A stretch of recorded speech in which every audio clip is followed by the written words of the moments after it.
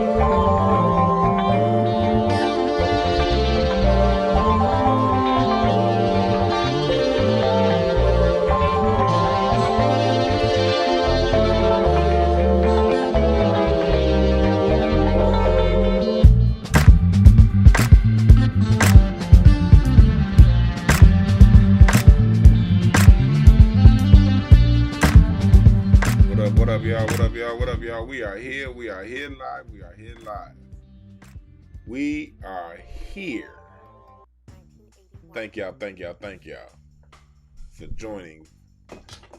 for joining and listening. I said like the old dudes at church, the old niggas. Thank y'all for joining us. That's how you know you're getting old as a black man. You know you starting to get above 50 when it goes from join to join. You go from toilet to toilet. When it go from getting an oil change to getting an oil change. That's how old niggas talk. I'm gonna go ahead and replace that oil. Get these, come on, it's Christmas time. Get these kids some toys. I thought it was toys, Uncle Lewis. Nah. It's toys. That's how you know you're getting above 50 when you get that oil become an oil. What's up, Unsunken One? What's up, Emmanuel? What's up, the Mentalist? The One, Slim Meat, First One, 3J. What up, y'all? What's up, George Woodchad? Kevin Bryant, Shawnee, what's up? What's up, New Cage? Yeah, we're going to talk about this for a little bit. The Prodigal Negros return home.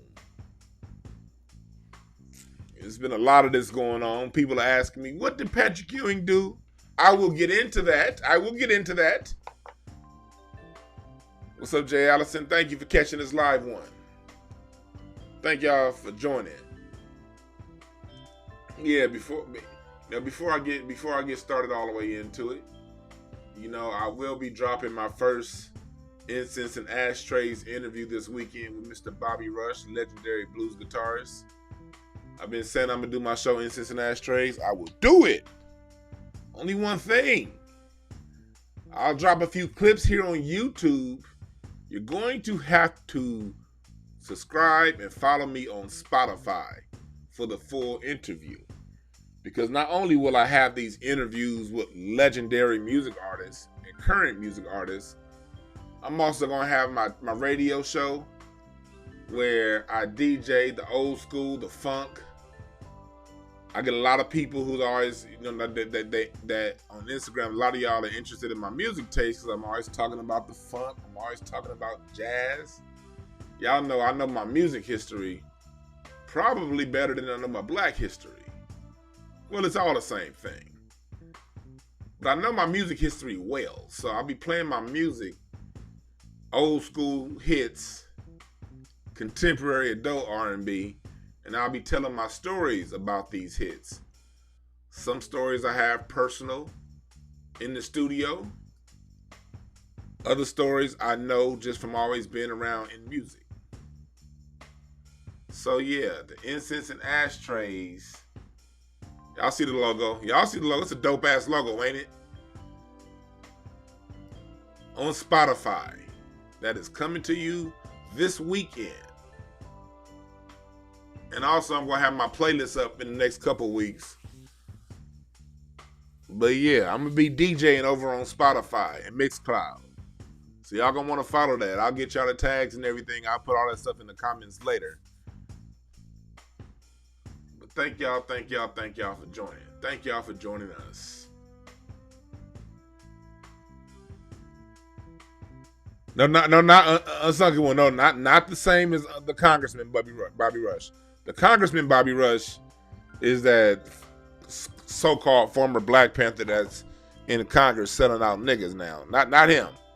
No. I'm talking about the legendary blues guitarist Bobby Rush. In that interview, he's talking about picking up. He was there. Well, he knew Muddy Waters. He's talking about recording with Bo Diddley, picking up Etta James from the airport. If y'all saw that movie Chess Records, Bobby Rush was a session musician for the record label at the time of that movie. And he was actually a consultant on the movie. Bobby Rush was also in the movie My Name is Dolomite with Eddie Murphy. That was him playing guitar. But yeah, he's had a music career going back 60 years. His breakout hit was in 1971, a song called No Chicken Heads. And he still tours.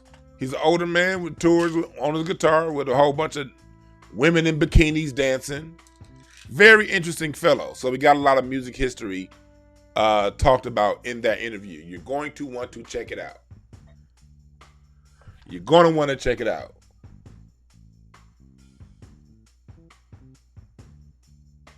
What up, Zen Master? What's up, Kenneth Berry? We are here. Oh yeah, and don't forget, check out my last interview with King Simon, Numerology. That one didn't get a lot of numbers. A lot of people, y'all fuck with me normally, but y'all wasn't really fucking with the Numerology interview. Go back and check that out. Numerology ain't nothing to be scared of. Open your mind. Listen to King Simon break it down, what it is and how it works. Go back and check that interview with King Simon out on Numerology. And then share the video, please. What's up, Tasha? Share the video, please. Shit, I got some annoying ass tenant that keep texting me. Shit. Damn. Anyway, let's go on and get into this. Patrick Ewing, Stacey Dash, Meghan Markle. What do they have in common? They are people who, over this past week, have expressed their issues with being faced with the brunt force of white supremacy. Now they're coming back and they saying, hey, this ain't right. Something ain't right. This needs to change. I did a breakdown on Meghan Markle, so I'm not going to spend too much time on her. I did a breakdown, 2 episodes of her and the whole Meghan Markle situation and how that ties into relationships. Oh yeah, also, I forgot to tell you my book, No Time to Waste, is still being edited. That's coming out. Hopefully I'll be dropping that next week or no later than the week after that. And after that book drops, we're going to have a workshop on being self-motivated to getting shit done and accomplished and finished. Because y'all know I'm a nigga that does things and finishes things. I say what I'm going to do and I do it. So I wrote a book on my secrets. And I will also have a workshop that's going to have presentations, homework, and things like that to help you motivate yourself to finish your shit. That's coming soon too. Quick commercial. But yeah, Meghan Markle had her thing. Then we saw this week Stacey Dash went to the Daily Mail over in Europe talking about the mistakes that she made, basically wanting acceptance back into the black community. And then just yesterday, Patrick Ewing, New York Knicks great, was assaulted, and I can't say assaulted, he was accosted, according to him, at Madison Square Garden. At Madison Square Garden, the place that Patrick Ewing played the majority of his NBA career. He's saying that he's back at the arena and he's coaching for Georgetown. And he's saying as he's going back and forth throughout the arena, he's basically being asked to show ID. As if a 7-foot tall Negro looks out of place in a basketball arena. So Patrick Ewing, like rightfully so, is angry. He's angry. He's saying, I played basketball for this team for 15 years. My numbers hanging retired in the rafters. Come on, James Dolan, what the fuck? What's going on, man?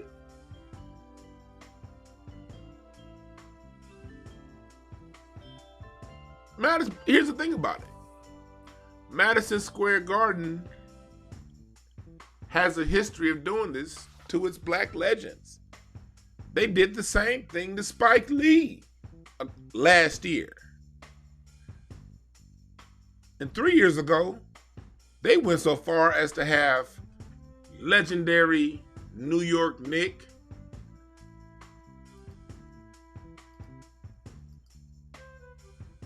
Charles Oakley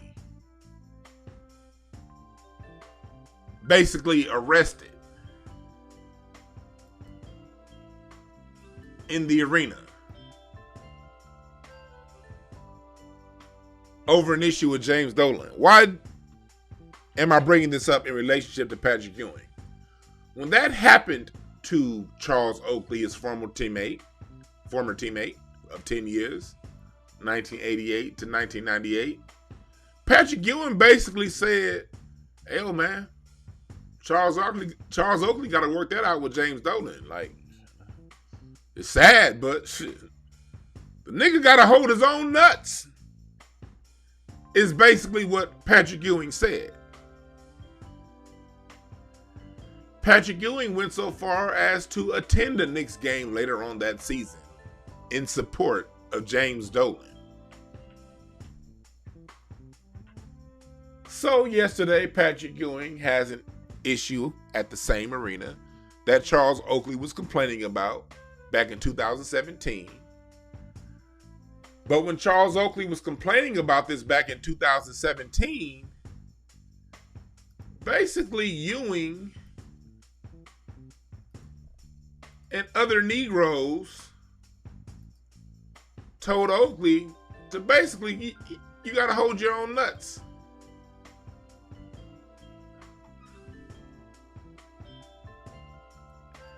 I'm bringing this up is because this is a problem in black society. When Martin Luther King says injustice anywhere is injustice everywhere, this is what he means.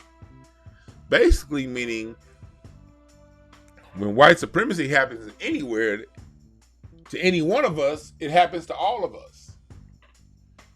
Because white supremacy doesn't see us as individuals. They see us as one big collective. They see us all as just every black person is the same. Oh, you're black, you fit in this box. Whether you're 7 feet tall, Hall of Famer, retired Jersey, or if you're a little short, millionaire movie producer like Spike Lee. Whether you are a really good basketball player but not in the Hall of Fame like Charles Oakley. Or if you just some random nigga walking down the street named Travion Jenkins. Or if you a gay person that's black, trans that's black, woman that's black, you still black. But we got this thing as a people to where we'll see some shit happen to another black person. And especially if we're one of the black people getting benefits from these white folks, niggas will turn their back and be like, well, that's that nigga problem. Instead of saying, hold up, what's the deal? Why are you treating my man like that?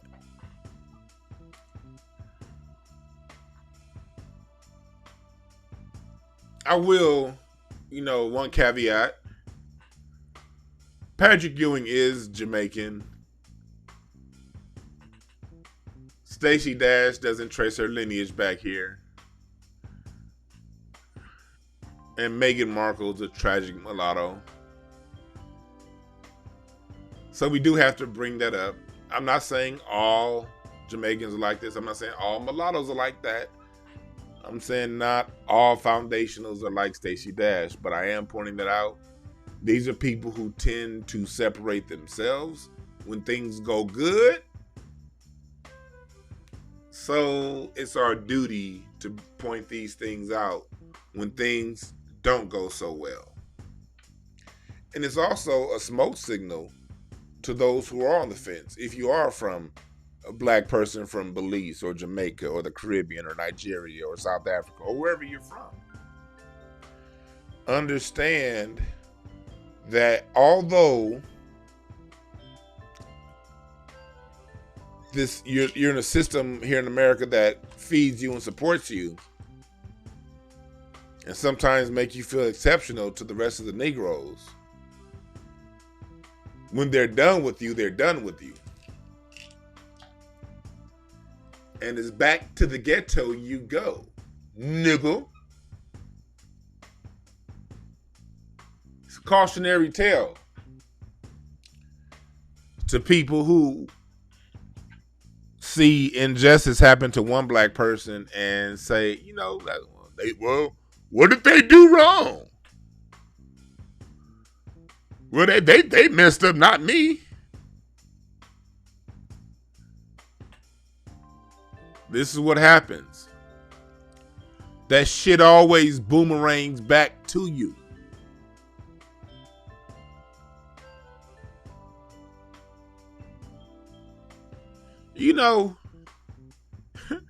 Funny thing is, there's very few things more funny than a Negro that gets something from a white boy. Whether that be a little bit of attention. That one nigga that get a job position and he gets put up to manager and he want to come around to the rest of the Negroes with his chest out.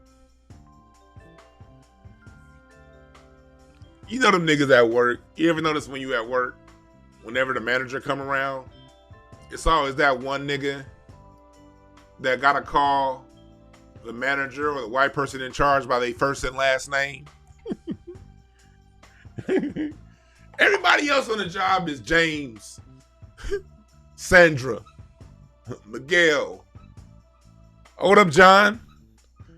But then the minute they're talking about the manager or the white person in charge, you better watch out. Debbie Manners is coming. Ooh, you better watch out.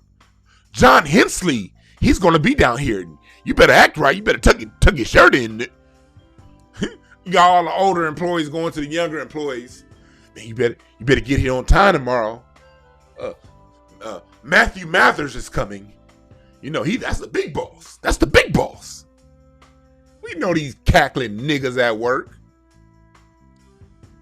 Man, you better not go to lunch. Carol, you better come back to lunch on time tomorrow. You know, James Smith is coming, you know, and Mr. Smith don't play. Sit your ass down, nigga. I didn't play that shit when I used to work day jobs, when I used to have like work in corporate America. I was the same Dwan when the so-called big boss came around as I was when the janitor was around. I get sometimes you gotta play the game. I'm not saying you gotta come in red, black, and green and be Mr. Hotep, nigga. No, I ain't talking. No, just relax and be you. You a dope. I guarantee you. Look, even if you're the most insecure person listening to me right now, I guarantee you, underneath the facade that you put on for people, that shell, that guard you put up, I guarantee you, you're a dope person. It would be so dope if all 7 billion people on this earth allowed their uniqueness to shine. But that takes self-love. That takes self-appreciation. What I need from my black people out here, or anybody listening, is for you to love and appreciate yourself. Because when you love and appreciate yourself, you respect your humanity. And when you respect your humanity, you respect the humanity of others. The way the Christians say it, Jesus is in me is Jesus in you. That's fine if you're a Christian. Go with that. But basically what that means is the divinity I see in myself, the greatness I see in myself, the wonderfulness I see in myself, I see in you. I'm telling you right now, people, the solution to all problems is knowledge of self. When you know yourself, none of this other bullshit matter.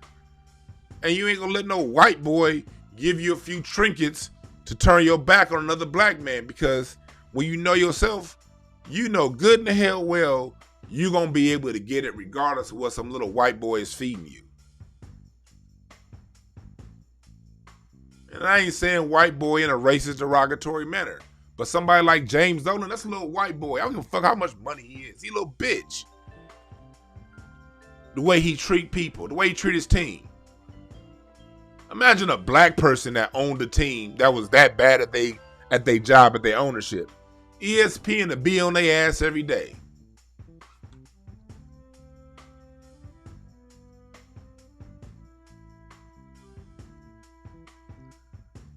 You ain't gotta come to work in a motherfucking poncho and army boots and a fucking beret.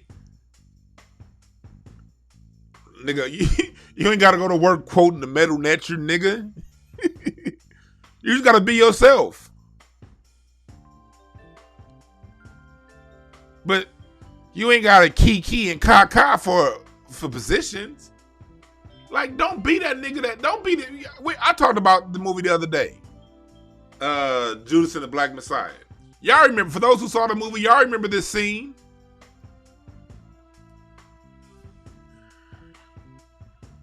When he telling the white, he already talking about, he thought the motherfucking white detective who was giving him a little bit of bread working for the FBI was like family, was like his boss.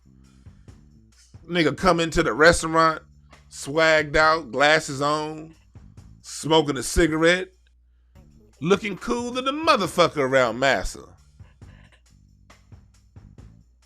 But when he was around the Panthers and Fred Hampton, especially at first, he looking all scared, nervous, not knowing, just looking like an insecure little ass hoe ass nigga. Then the minute he get around a white boy, the nigga got his chest stuck out. That's the problem with a lot of black folks. Niggas be borrowing confidence.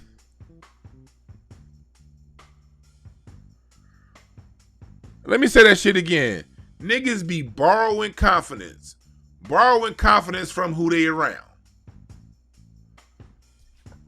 Oh, because I'm around this person, I must be the shit.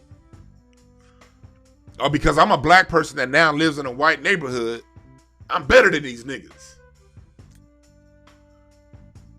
Oh, this car I got, man, I'm shitting on you niggas because I'm driving a $50,000 car and y'all driving a used car. Niggas borrow confidence on all kind of superficial shit.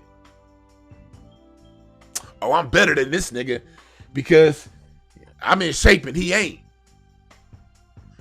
Or in the conscious community, man, I don't know. You niggas still eat meat, and because of that, nigga, because how can I listen to a motherfucker that still eat meat and he, nigga, that same mental nature shit you reading telling you not to eat meat also say, goddamn it, don't stress and don't judge, and all you doing is stressing and judging, and it also say don't be broke.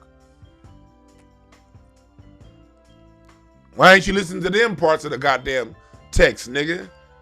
Borrowing confidence over insecure shit. Borrowing confidence from the clothes that you wear. Oh man, who these niggas, man? They over there buying all that white man clothing. They buying that. You over there buying Jordans. Who are you? How can you be conscious and you buying Jordans? Dumb shit. Borrowing confidence over it. Bullshit. And the biggest ones are these niggas that borrow confidence over proximity to white people. Stacey Dash.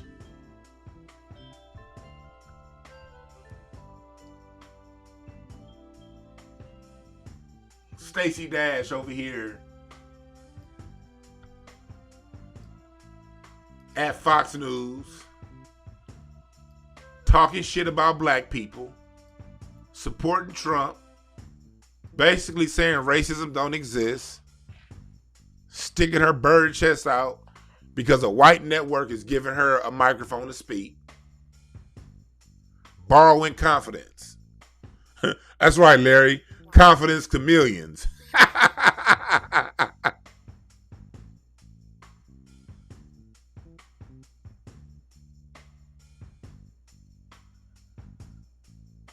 Borrowing confidence. Nigga, your confidence better be in yourself and who you are. You better know your highest self. That's why in the temples all throughout the Nile Valley, man, know thyself. It's on all them temples. The white boys tried to take it, but that's our shit. But let them have it, because hell, I wish they would know themselves. They leave us the fuck alone. White supremacy is based on not being black. Neely Fuller teaches us that. It doesn't really have its own. The problem with that's why white supremacists are so insecure.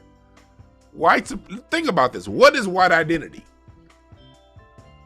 Because I'm going to talk about these Negroes, but I'm also going to flip it back on the thugs that started this bullshit and then talk solutions. Because y'all know, for people who are new listening to this show, I don't just run my goddamn mouth. We talk about solutions to this shit. We only bring up today's issues to solve today's problems. Because if we solve problems day by day, problem by problem, issue by issue, the big picture takes care of itself. We're using these prodigal Negroes as an example, as a canvas. Because we got to start punishing these prodigal Negroes. How do we punish these prodigal Negroes? By when they come crawling back on their bellies like Stacey Dash, when they want sympathy like Meghan Markle, when they want niggas to back them like Patrick Ewing, we just say no. We're going to give you the same energy you gave us as a whole. That's how we need to be as a people, with everybody. We need to treat people how they treat us. Not when times are good, because when times are good, everybody likes hip hop. Everybody watches football, watches basketball. Whatever the fuck we do, everybody's into it. So we can't judge people when times are good. Because Black Americans, we got the dopest fucking culture on earth. When times are good, everybody likes us. We gotta judge people by how they act when they're asked to take a stand and see what side of the fence they on. And give them the same energy they give us. Because as Black people, if we make it a consequence for crossing us, guess what? Less and less and less people are going to cross us.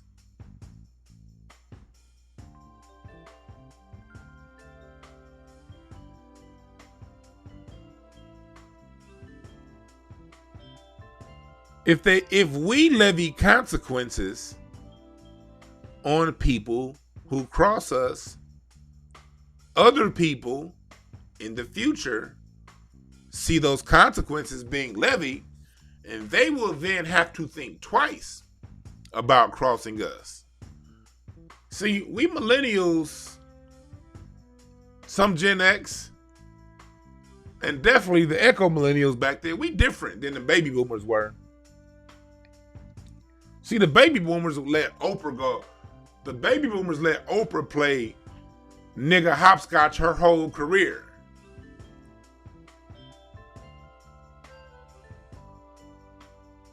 Be black when it's convenient. Side with white folks when it's beneficial to her. And the baby boomers will be like, it's okay, Oprah, come on back. Gail just Gail ain't targeting black men. She just doing her job.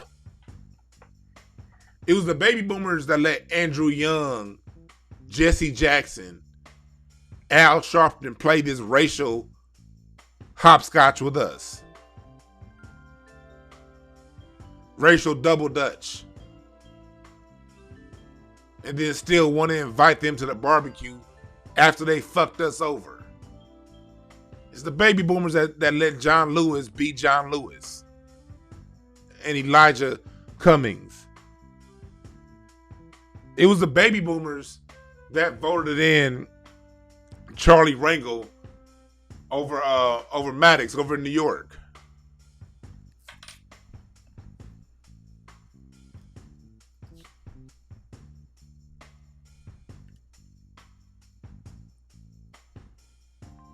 Not Alton Maddox. What's his name? Y'all know who I'm talking about in New York. He's on that show with Forrest Whitaker. They're talking about him, the politician.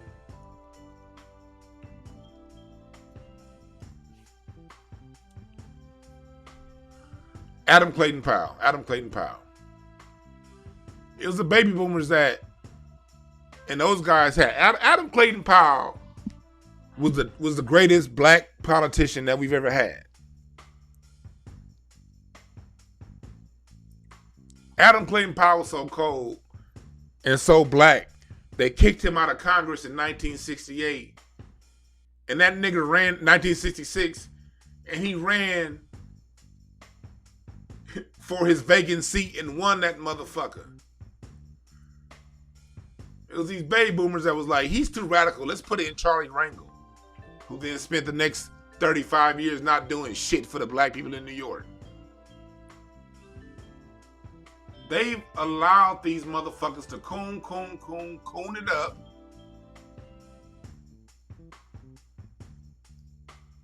And then when they ready, when they done cooning, come on, blacks, the black society now, we forgives you. Niggas, we gotta stop taking in all this trash. We got enough problems, man.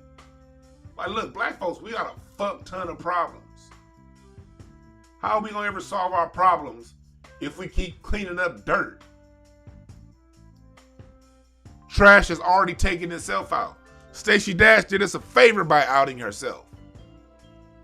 Niggas like Patrick Ewing, who don't want to back their own teammates in support of an owner who you know is being racist to everybody, you out yourself, nigga. Meghan Markle, you want to leave the Crenshaw district, View Park, all those dope ass black people in black homes, pass up all those Cool ass black men. Look, I told y'all before my last episode, Meghan Markle grew up in my neighborhood. I know what kind of brothers come from over there. Good brothers. One of my best friends who's from right around the corner is her. Nigga's an engineer now. Been an engineer for 15 years. My other best friends from that area is a cop. A good cop. Not one of them fucked up cops. I know professional athletes that come from that area. I know lawyers. I know animators. I know so many dope ass black men that came from the neighborhood. She said, nah, I'm going to go to the belly of racism and marry that motherfucker. Then want to come back and say, oh, they're being racist. Well, the way I see it, the trash took itself out. Why the fuck we got to keep... Would you go to the dumpster right now and bring back in the trash that you put up in that motherfucker last week? Would you? Well, that's the equivalent of what we do when we forgive these motherfuckers who... ain't nobody telling them to go out and disrespect us the way they do.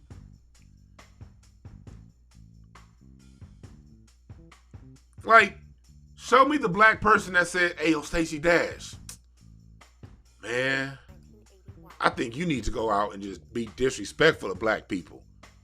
We'll have you back. Go ahead and do it. Have you ever seen that?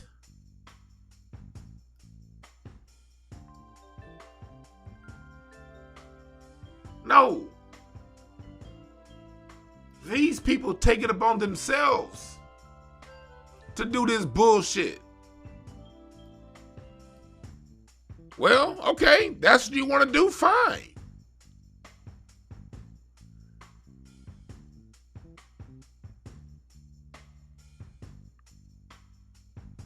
Fine. Independence is the ability to make your choices. Choices have consequences. We got a self-love issue as a people we got to handle. Because people always want to love. We love the wrong people. We love the people who harm us, and we don't defend those who support us till the end. And all of that comes from a lack of self-love. See, a lack of self-love is what puts people in positions to borrow confidence from those that they around. Borrowing confidence from the neighborhood you live in. Borrowing confidence, because I can't fuck with black women. I don't want to have a black kid. I got to have a kid with wavy hair. Shit like that.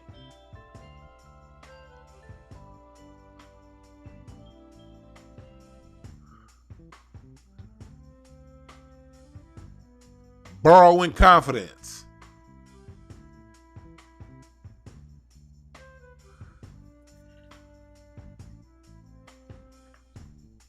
Know thyself. Know who you are. That's how you end all of this shit. Like y'all know me, I'm always talking history. I preach history. I believe in knowing your racial history, whatever race you are. Get to know it. Because no matter what race you are, whether you're from the Caribbean, whether you're from Mexico, Europe, the further it goes back, the blacker it gets.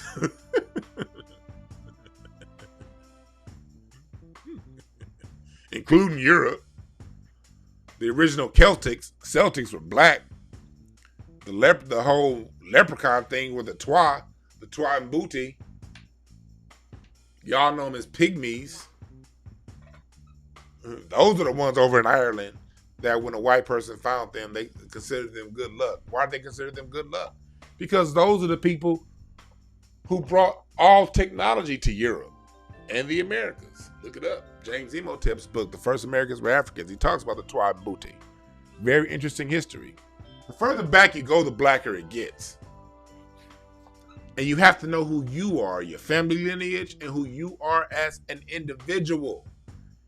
You must know all three layers. Who you are as an individual, your family history and lineage, and your cultural history and lineage. That's why this country goes so far to propagandize us and make everything white that we see. Because on one end, it gives a false confidence to whiteness. And it makes black people feel inferior because it's only human to want to see yourself reflected in the media you consume. You're not crazy for wanting to see yourself, that you're human. You're human for wanting and needing to see yourself in the media you consume. That's just a human trait. I touched on this, but what is whiteness? Whiteness is basically not being black. There are no affirmative stances for whiteness. Like, you can't say whiteness doesn't go back to its history of creating civilizations. They don't have that. Whiteness doesn't mean, okay, here's a language we created. They don't have that. The whiteness can say, yo, here's a religion we created. They don't have that. They don't have an affirmative stance that they stand on with anything. Here's the monarchy or the style of government we created. They don't have that. Whether you're talking about egalitarianism, socialism, capitalism, communism, all these different forms of governments at different points existed in Africa and what's now known as the Middle East, which back then was known as North Africa, and China. All these systems existed outside of Europe before Europe adopted them. Everything the European has is something that he stole and adopted. So there is no affirmative stance for whiteness. Like I said before on my last show, you can't even turn on the History Channel and get a comprehensive study of the Caucasus Mountains, where they come from. They don't want to talk about that shit.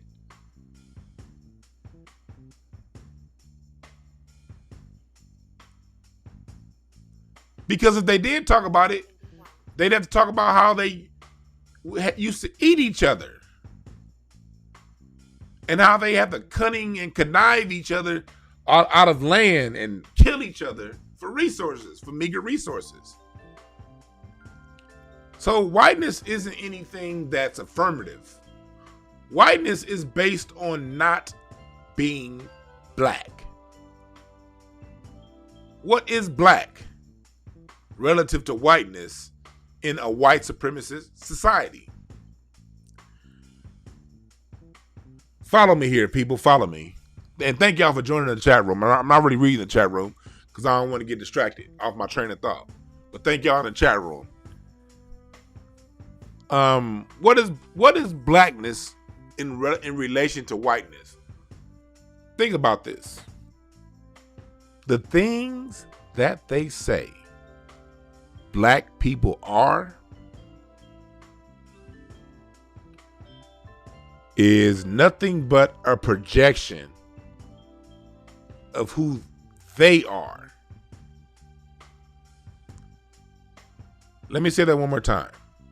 The things they say blackness is a mere projection of who they are.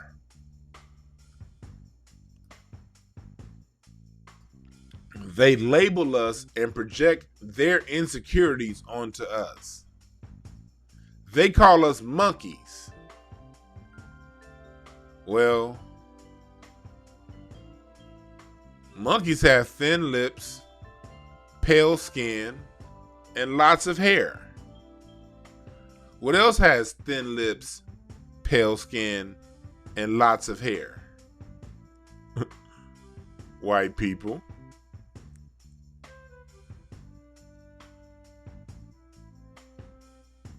And this ain't a diss. This is just, hey, They say we're savages. Well, when you go into places where black people are, when we're not being undermined by outside forces, we're pretty peaceful. Go read the Kerner Commission report. I did a breakdown on the Kerner Commission report on a past broadcast. But it talks about in that report when black Americans are adequately funded, basically when black people have enough money to eat and maybe go on vacation once a year, there's relatively zero crime in black American neighborhoods. I can attest to that. Growing up, I remember when we moved from Scruncho, from down the hill to up the hill in View Park. In View Park, black neighborhood, same neighborhood Meghan Markle grew up in.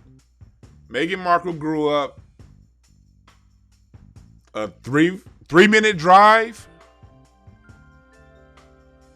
from my parents' house. 5-minute drive from the first house we lived in. 3-minute drive from the house my parents still live in today. 3-minute drive. Ain't no goddamn crime in View Park.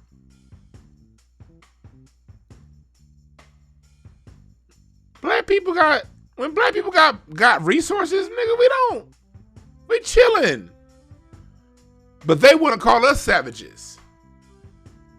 Black people didn't go. When the Moors went to Spain, they civilized that hoe. Europe could have died out because of the plagues. They had a few plagues. Bubonic plague was one of them.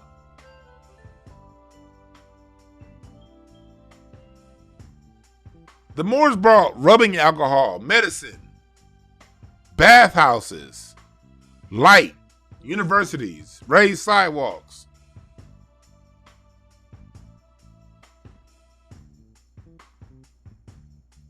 They say black people don't get along. Well, study the history of Europe. I promise you cannot find not one period of peace between the tribes of Europe more than a couple decades. If you think about it, the time between World War II and now, I always said that funny, World War II and now is one of the longest periods of peace Europe has had without fighting one another. Think about that. The Turks, the Visigoths, the Franks, the Huns, the Barbarians, the Vandals, the Anglos, the Saxons. All these motherfuckers for the last 6,000 years do is fight.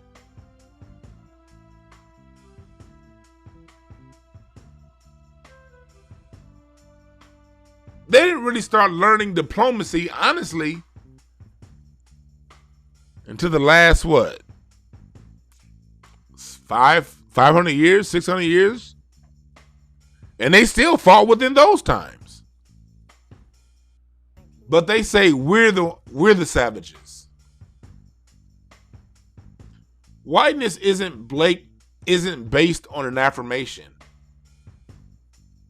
It's based on a lie. It's based on something that they're not, which really is what they are.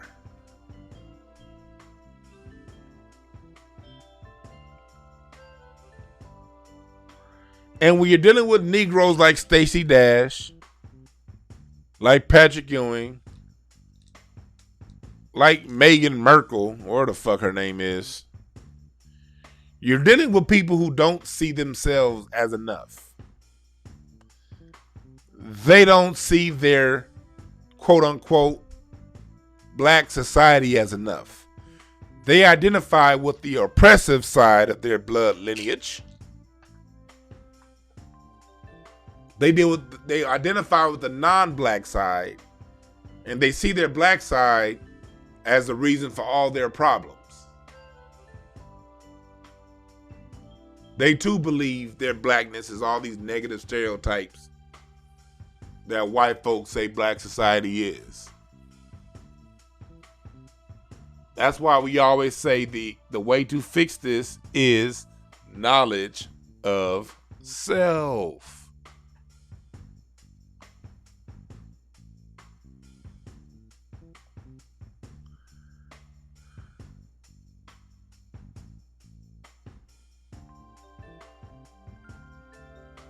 Knowledge of self.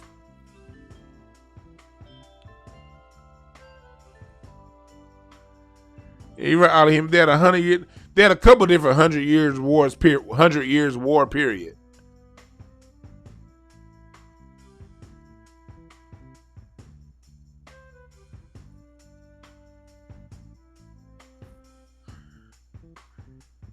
So yeah.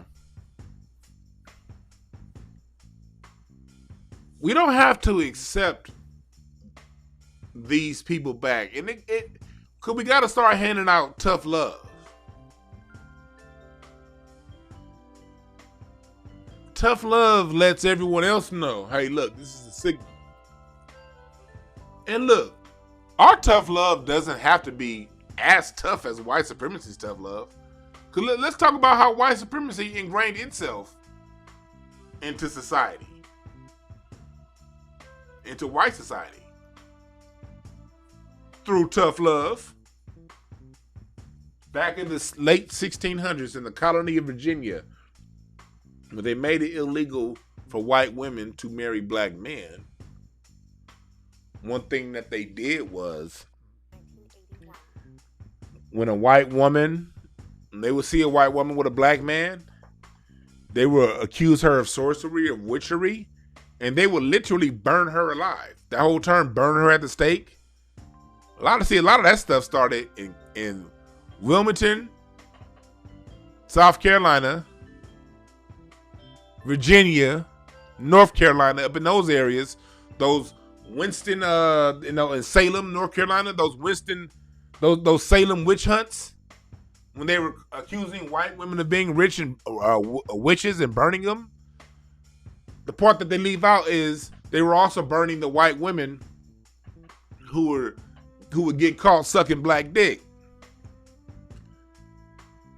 So that's when white women, after getting caught with a black man, would say, hey, he raped me. That was to save the white woman from being burned alive. See, that's how white supremacy literally burned its code into white society. If you were caught defending a black person, you were killed publicly. They lynched John Brown for defending black people publicly.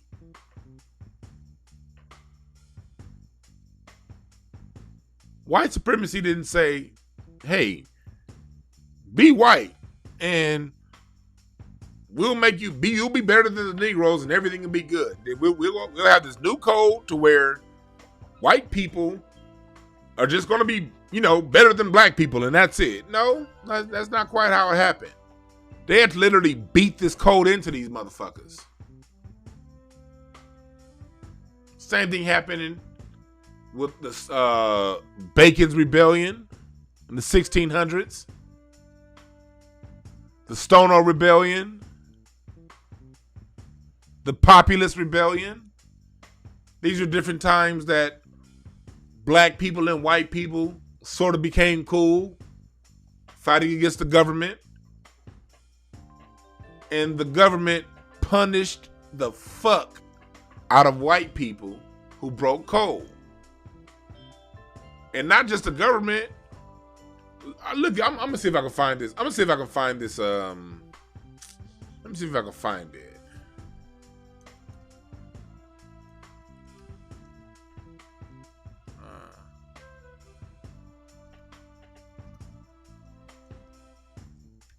It was in Florida. Remember last May when Remember last May when all that shit was going on? Sometime June, May. When it was like some white folks in Florida that were basically saying Black Lives Matter, which you know how I feel about that organization.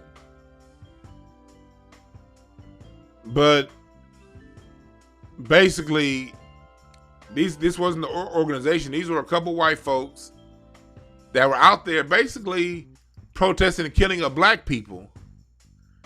And you saw a whole bunch of angry white people honking and like cussing that white lady out for protesting for the justice of black people. White society polices itself. When they see a white person doing something good for black people, I ain't talking about these front people stealing money. I ain't talking about the ones that's hustling black people. Like BLM as an organization, that's a hustle. They got a wink and a nod to that. They know that. But when you see a white person really caring and really trying to move the needle for black people, other white people police them. They become nigger lovers. These white folks are not accepted into white society anymore. That motherfucker, one of OJ's attorneys, F. Lee Bailey, they took that motherfucker's bar license.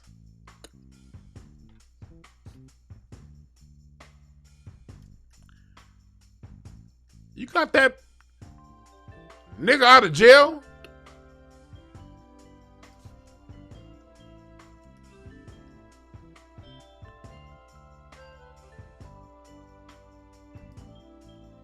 You got that nigga OJ out of jail?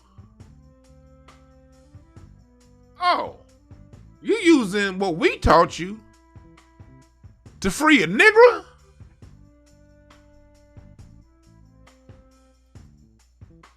Look at this. F. Lee Bailey loses his quest to practice law again after past misdeeds. And you see the picture they have in this article. Him sitting next to O.J. Simpson. Now in here, they're saying the misdeeds are all these other little things. But we all know that's just window dressing, that's a lie. The misdeed was defending O.J. Simpson. That's how white society treats white folks.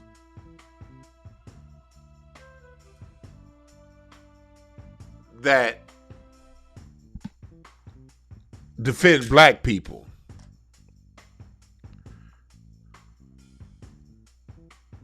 All systems are sustained through rewards and punishments.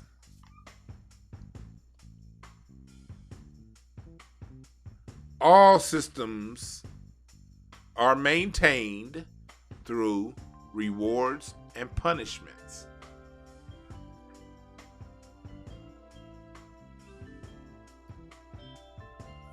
Groups that have strong systems reward those who do positive, who do good, who defend the best interest of the majority within the system. Effective systems punish those who do things to undermine the strength of the system. That's why your job rewards, if you can call it that, people who yes a massa at work, people who come in on Saturdays, people who do all that extra shit, and at the same time makes an example and punishes those who speak out against the interests of that company. All systems that are effective work the same way. All groups with power work the same way. You don't accept all trash if you want to be a powerful group. If you want to be a powerful group, you punish those who undermine the greatest interests of the group. You reward those who do things to push the interest of the group.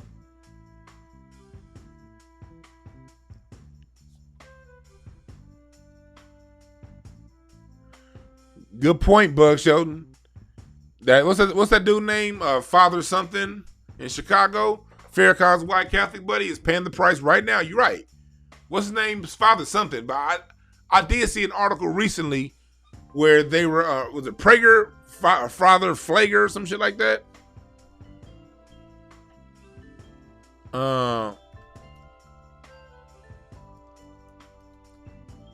They doing something. I remember Michael was a Fager or some shit.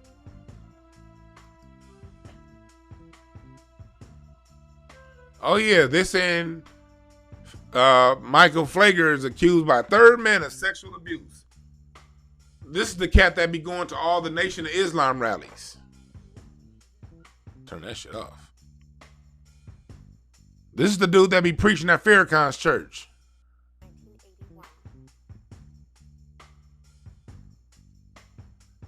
Yeah. White supremacy don't play around with white folks that undermine the greatest interests of white people. That's why their system is strong. I'm not saying this because these motherfuckers are great. I'm not saying this to big up white people. I'm saying as a student of life, you have to be a student of who's winning and what their winning strategies and losing strategies.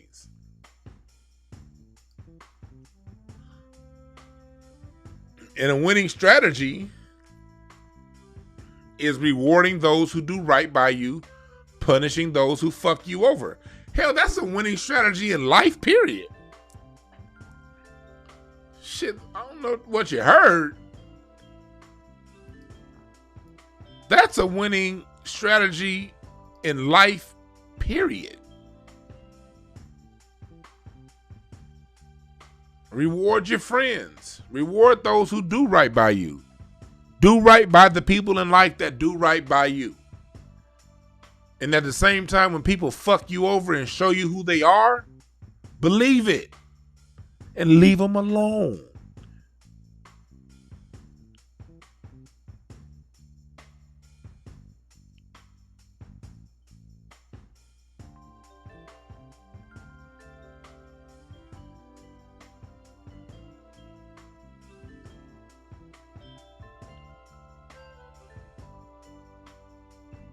Leave them alone.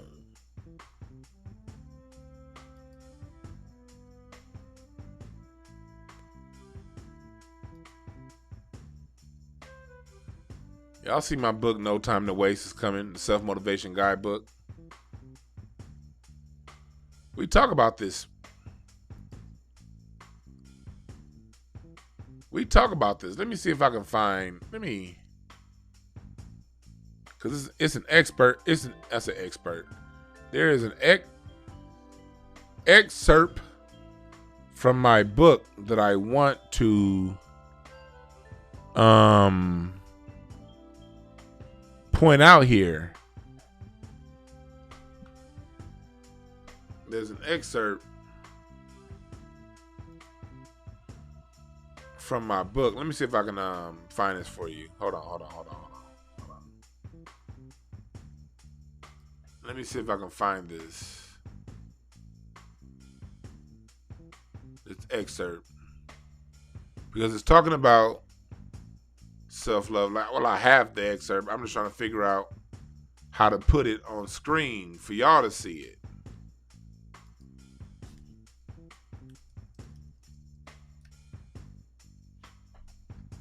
Let me see. Shit. Well, I can't find it, goddammit. Well, I see it. Let me see here. Is this it? Is this it?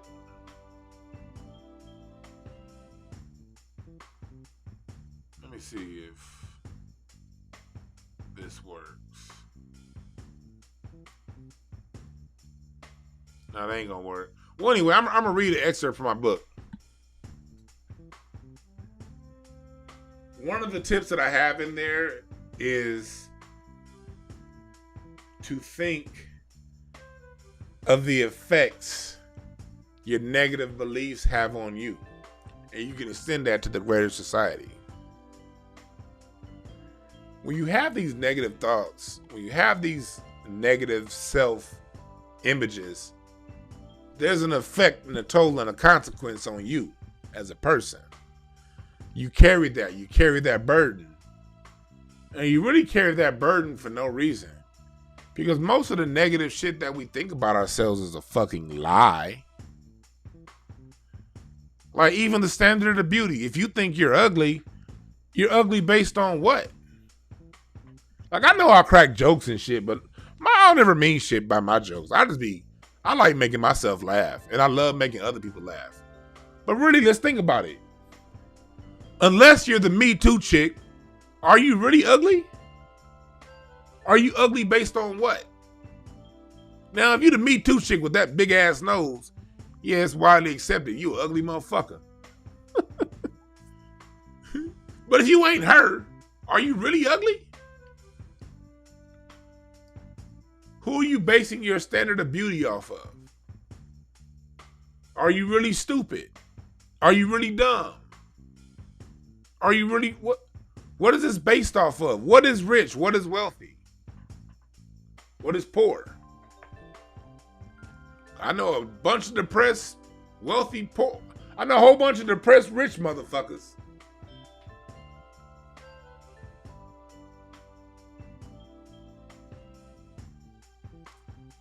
What are you basing your negative imagery of self off of? Think about that. These Negroes that don't want to be Negroes, these are people who base their opinions of black people off of a fucking lie. Don't learn like Patrick Ewing. You're right, James Earl Mones. He learned the hard way.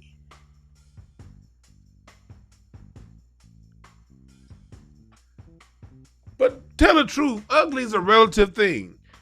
We know nobody wanted the Me Too bitch. We can just hear by her words. Coming up lying, saying somebody touched her. That bitch, a dragon wouldn't touch you.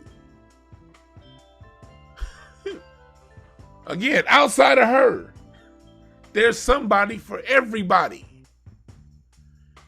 Even, what's that girl, Precious? Even Precious just got married. The chick that played Precious.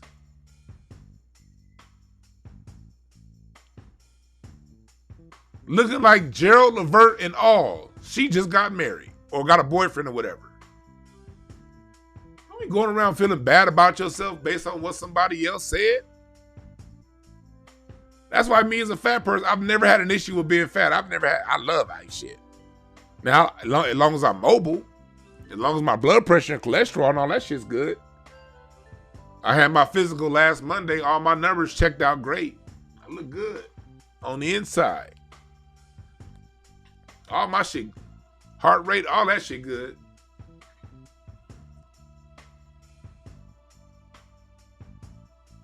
All that shit good. Don't be worried about what these niggas gotta say about my weight. Think about this shit. As a fat nigga, I be having drunk people telling me I need to lose weight. Nigga, but you just drank a whole fifth of Hennessy and then drove home. My issue affects me. Your issue will kill a bus full of children. If you don't sit your monkey ass down, nigga, and love yourself. Because people who love themselves don't have time to go around telling other people what they need to be. You're too busy being the best person you can be.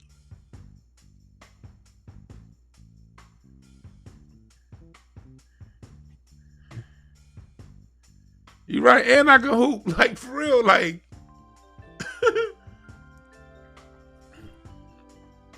I'm a big nigga until we get on that basketball court, nigga. I'm a big nigga until, okay, let's pull our bikes out.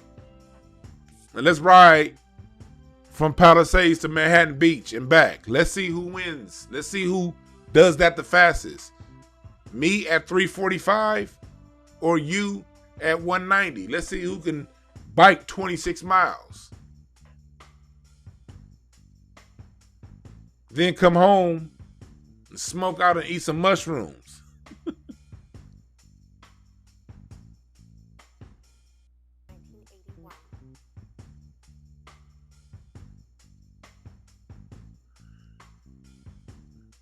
Oh, you know what niggas need to do? Stop worrying about what the fuck other people got going. That's what you niggas need to do.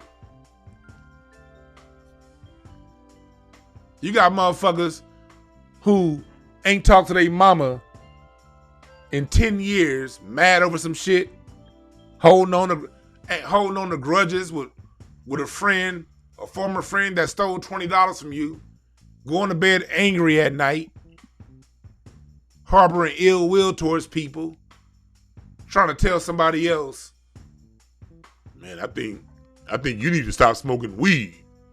You need to stop smoking all that weed now.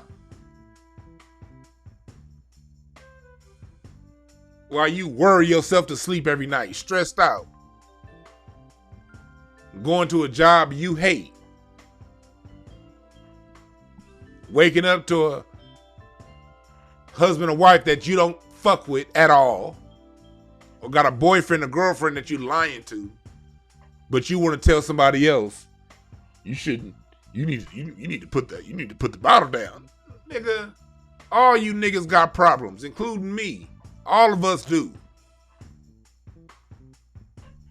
All of us got some major issues we need to attack.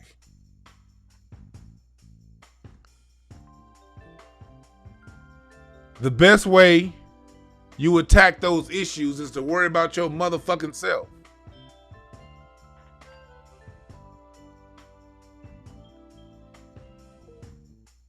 That's how you attack issues in life. Attack your own.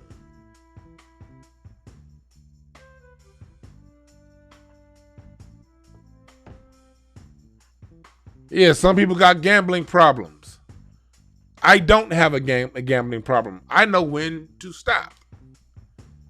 But I'm not going to judge a motherfucker who do. I don't know that pain. I don't know that struggle. I don't know what it's like to say, okay, one more roll of the dice, I can get all my money back. I don't know that.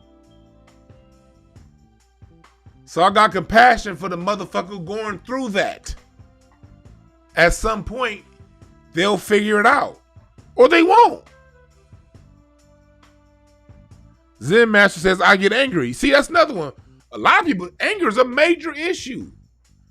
See, me as a relationship coach, me as somebody who studied communication, I understand that the only person that can make me angry is me.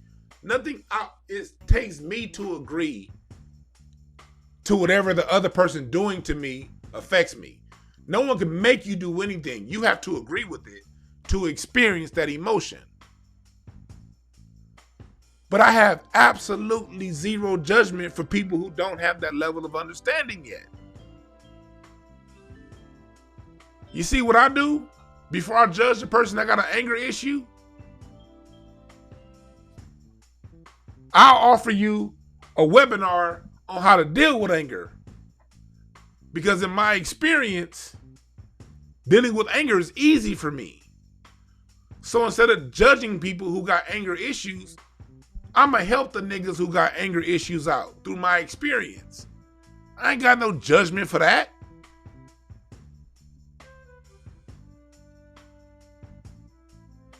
And then you get these people telling you what you need to do, and you look at their life.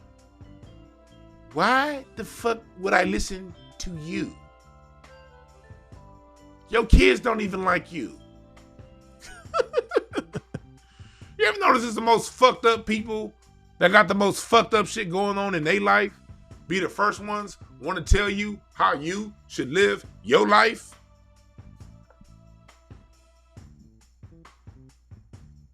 You trying to tell me how to live my life But for 10 years now, you've been going to a job that you absolutely hate. You're miserable at work. You literally spend 10 hours a day in misery. How can I listen to the opinions? Can I get an accurate vision or an accurate statement from someone who volunteers to go somewhere that they're miserable 5 days a week, 10 hours a day? Are you even emotionally calibrated correctly to give an honest assessment of what's going on around you when your internal world is that fucked up? I'm not saying I can't listen, because I do believe in listening, to keeping your ears open and being a person that listens. I do believe in that.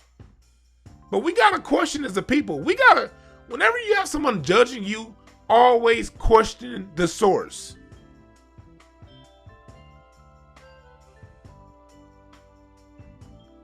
No, S. Hendricks, I am not high right now. I smoked weed 2 hours ago.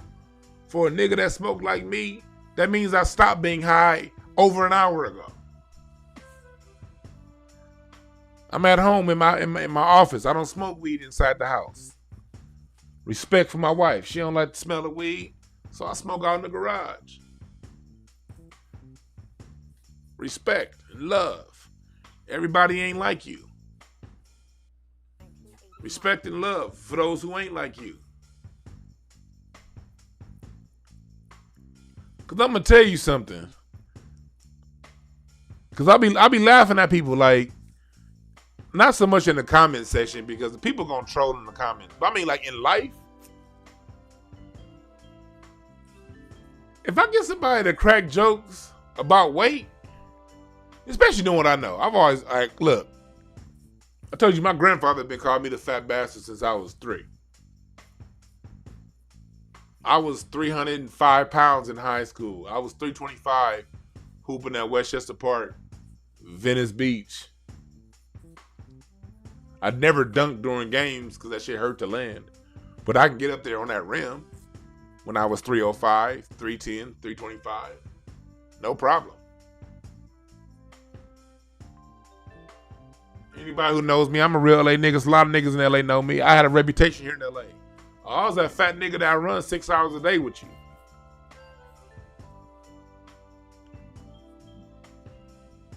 I was always different with my shit. Looks have always been deceiving with me. I've always been very quick, too, with my size. So when I would hear people tell me what I need to do, I would look at them like, who the fuck is you? I don't want to look like a skinny little bitch. I like me.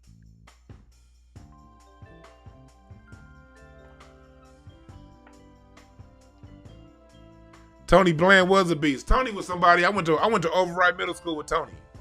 And then Westchester High with him.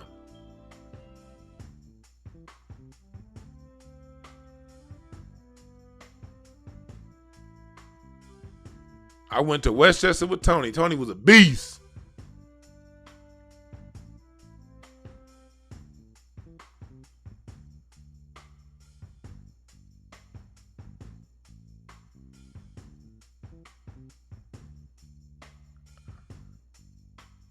I could get up on the rim but what was for what? That shit.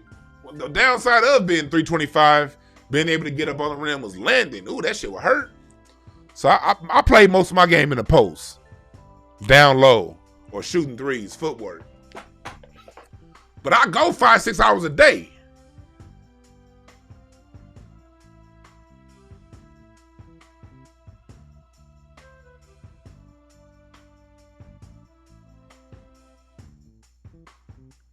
I got a lot of shit going for me. I would listen to motherfuckers tell me what I need to do.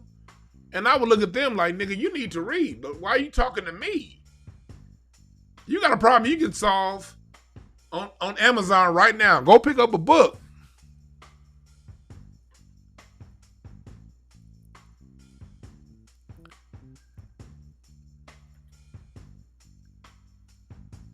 Don't listen to these motherfuckers. Don't be listening. When you know you don't need to listen to nobody, man. Nigga said, wait till you 45. My grandfather just turned 97 last week. You know what I got my grandfather when I was on the way to his house to visit him a couple days ago? I got him Church's chicken. 3-piece, fries, biscuit, and mashed potatoes. He 97 years old. Scarf that shit down. Meanwhile, you got motherfuckers who are raw vegans dying in their fucking 70s. If you don't sit your ass down,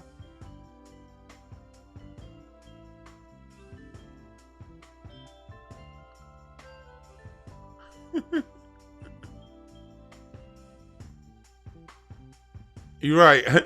I must be doing something right. I mean, you're right. My wife is happy.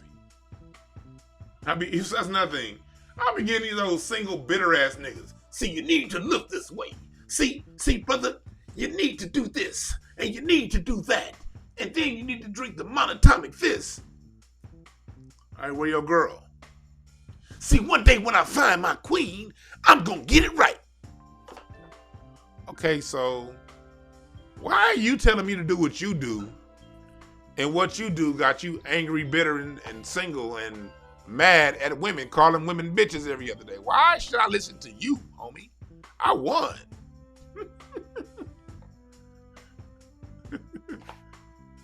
I got my own company doing what the fuck I do. Things that I'm good at, naturally.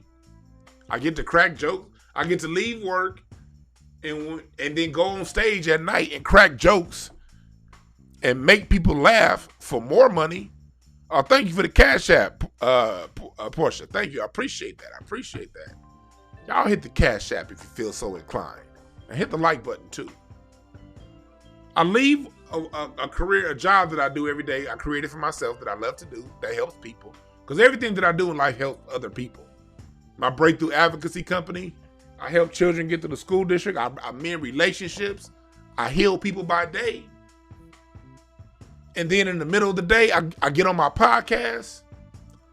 Everything that I talk on this podcast has ultimately a healing message. No matter how many jokes I crack, no matter how much I fuck around, this show always ends up in something positive that helps people. I give people information.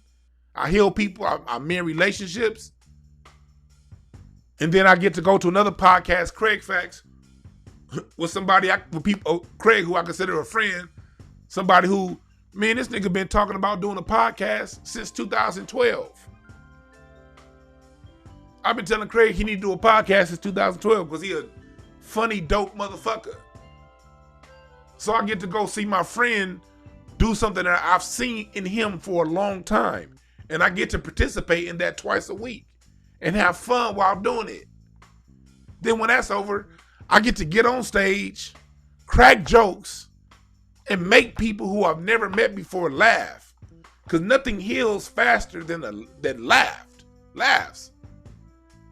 I got my show Incense and Ashtrays coming out, premiering this weekend on Spotify, where I'm interviewing a legendary blues artist. I get to meet people who are legends, interview them, and then give music that inspires people to a young generation, you niggas in y'all 20s that don't know about the funk, don't know about the real soul, don't know about jazz.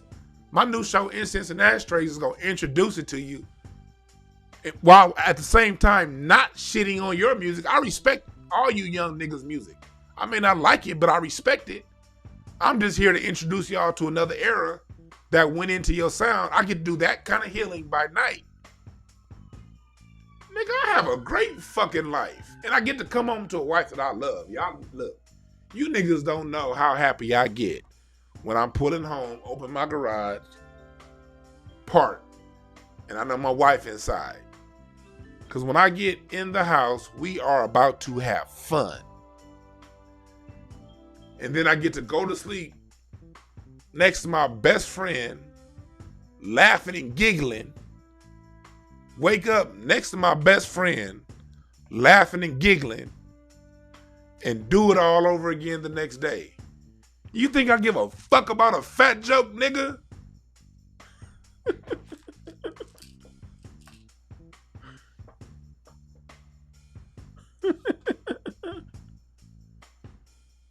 My parents still alive. I get to call them and show my dad and my mom how much I love and appreciate them. My sister, my best friend. This past Saturday, my sister came by. My whole family, my mom, my dad, my sister, and her husband came by, and we watched Coming to America as a family. Nigga, I barbecued, I slow smoked some crab legs and shrimp. Look at my Instagram. Y'all see the crab legs and shrimp on my Instagram?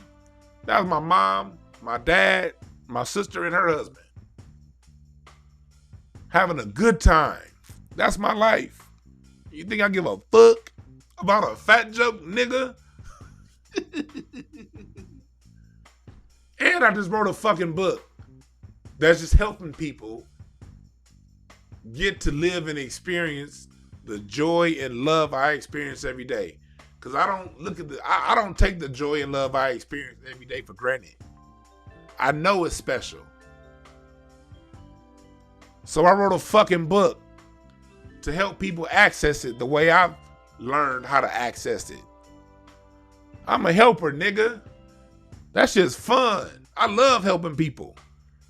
That shit warms my heart. When I know I said something that helps teach somebody something that they needed before, that shit feels good. It feels good saying shit to piss my wife off. She just said, fuck. Y'all probably heard her in the back. That's her right here. You know what I mean? To see my wife sitting there minding her own business, then I say some crazy shit to make her be like, man, fuck you. That shit's fun. She's sitting here rolling her eyes right now. Yep. So yeah, the whole point in life is to love yourself, man. Know yourself. And when you love yourself and know yourself, you get to experience all the joys within life. See, I don't talk about race look, that's tying it back into what we started this program on about. We're talking about today, for those just joining us, we're talking about, damn, I just lost forgot my damn title of my own show. We're talking about the Prodigal Negros return home. In the Bible, that prodigal son motherfucker left the house because he didn't know what the fuck he had.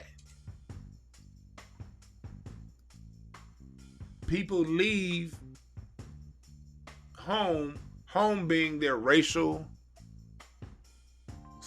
home, their individual home, who they are as a person, being someone they're not, because you don't know what you have. The difference is, in the Bible, in spirituality, God accepts these people back. When it comes to life, we ain't accepting you niggas back. I ain't God, shit, nigga. I am not God. I'm not that forgiving.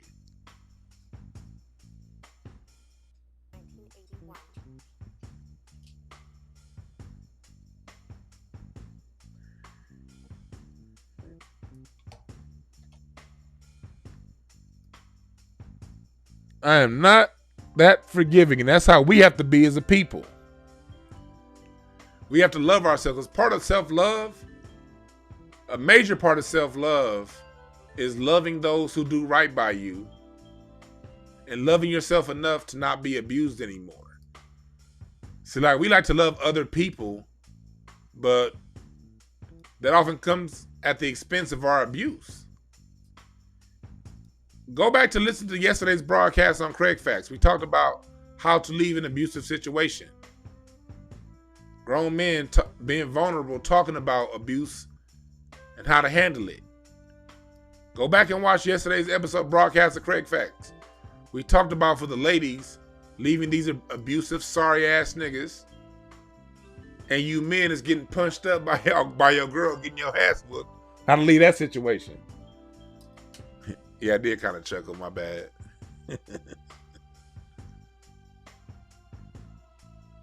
The first step in leaving an abusive situation is self-love. You have to love yourself good enough to no longer want to be abused. You can only take abuse if you think you deserve it. Appreciate the Cash App, Calvin. I appreciate that. Thank you for the donation. You can only take abuse if you allow it, if you think you deserve it. The minute you stop thinking you deserve it is the minute shit changes. And that's what I love about us millennial black folks, the people up in this chat room. We a bunch of black people that say, look, we don't deserve to be abused. Ain't no we shall overcome. Nigga, I am overcome. I am the overcome, motherfucker. I'm overcoming your bullshit. That's what we are.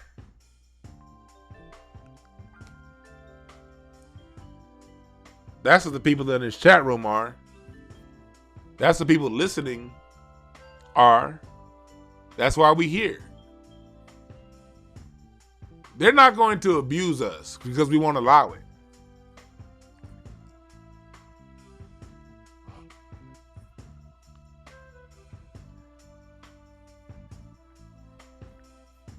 And people who do decide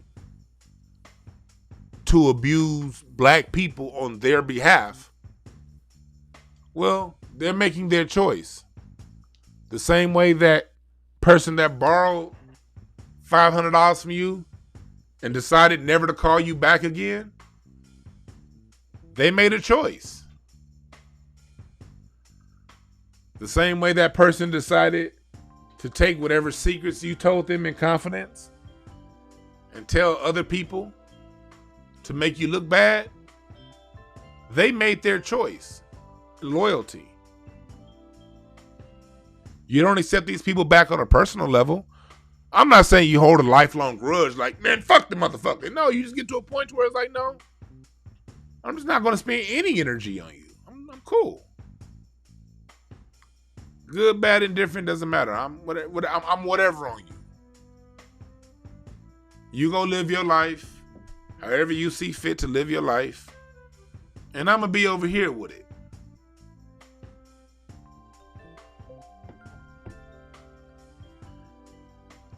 And good vibes. I appreciate that, D-Nose.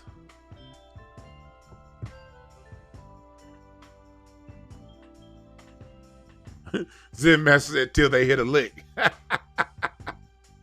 That hit a lick line is always gonna be funny.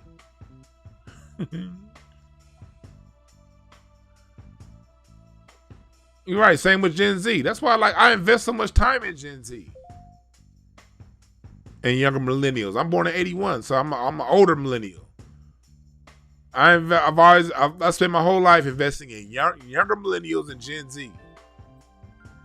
I don't judge those little motherfuckers. It ain't their fault the music is terrible. They ain't the ones creating it. We the ones that own the airwaves. Our age. They didn't decide to get fed that bullshit. They just listening to what's out there. So I'm not going to judge them. But I did create a show that for those who are interested in what's good, they can find out. Without me judging what they like. That's how you solve problems. You see an issue, you create the solution. You don't judge a motherfucker.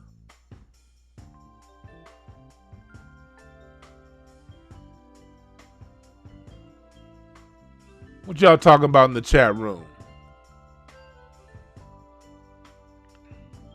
We're talking about the Prodigal Negros return home. People who left blackness thinking the grass was greener on the other side, now wanting to return home.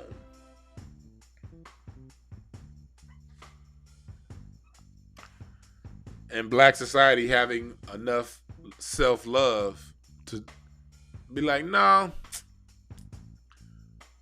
I'll let you stick with the original decision you made. You'll never hear white society talk about bringing Benedict Arnold back into grace, into high esteem in American society. Benedict Arnold that name will always be synonymous with traitor. Benedict Arnold died a long time ago. You don't hear white folks saying, man, Benedict Arnold, he turned his back on treason a long time ago now.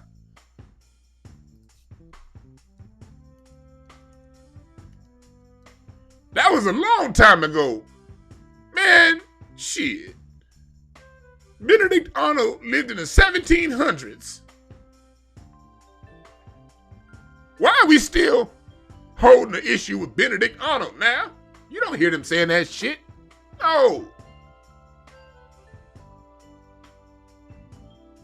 Benedict Arnold turned his back on the United States in allegiance with Great Britain. Goddamn, over 300 years ago. And 300 years later, no, Benedict Arnold from the grave, you still a bitch. That's how you enforce a code. You fuck us over, you will be a hoe through perpetuity. 300 years later, we know, we're not gonna know. We don't forgive shit.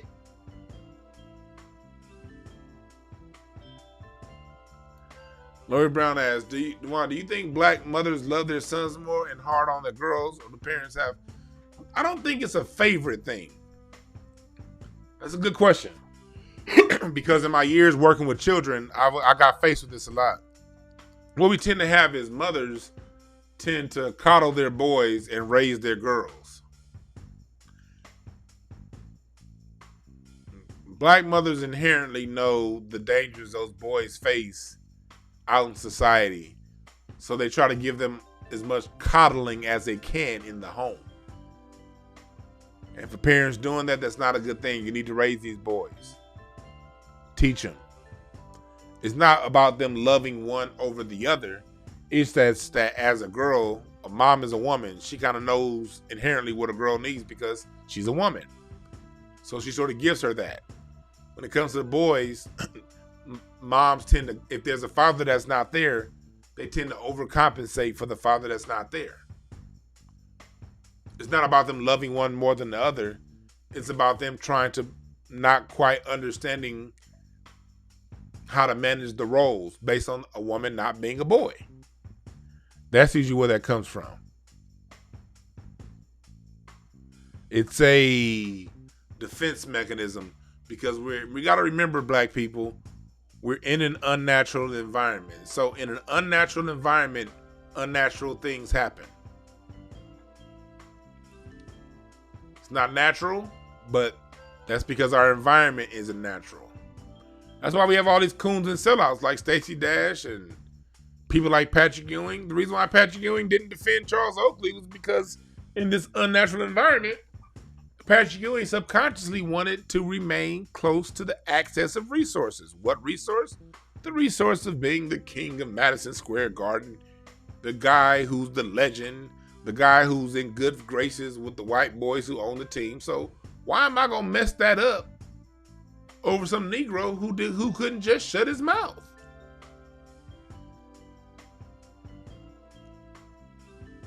Because he knows the person that owns the team, that owns the situation that he's in, is going to limit access to resources. It's not natural to have resources cut off and limited to you based on the color of your skin.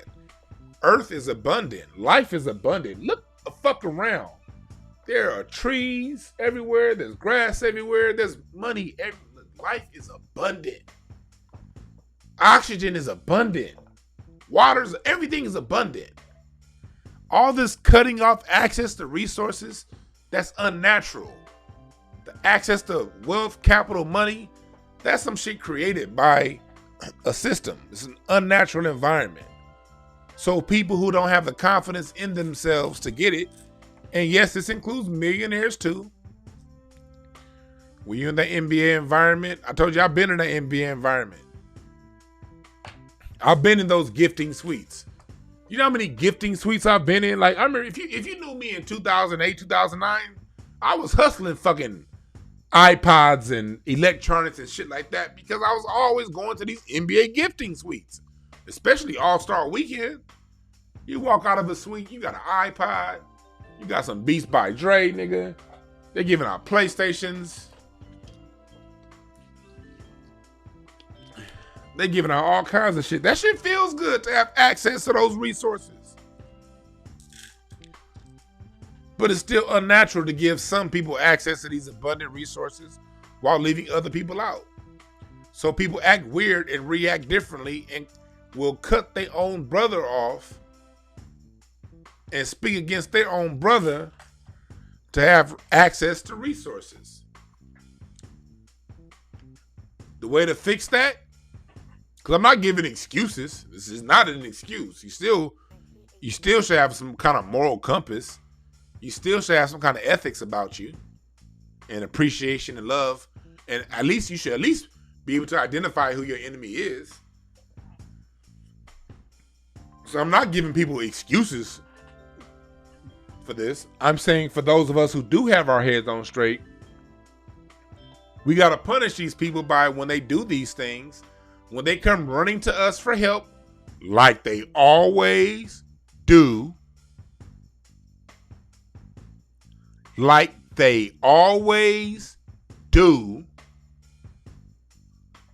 We give them the same energy they gave us. And if the energy they gave us is, oh, well, I'm cool with this white man over here, that's your Negro problem, then be like, all right, cool.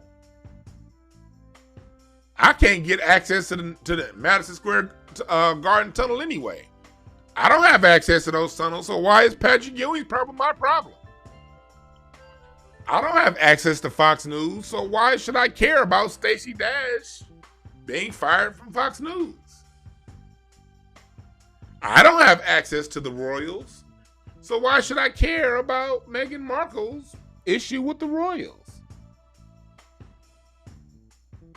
I'd rather spend my time handling the issues that black people over here who are proud to be black are handling and facing every day.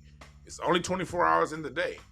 So I choose to dedicate my time to those who don't spend their free time fucking us over. How about that?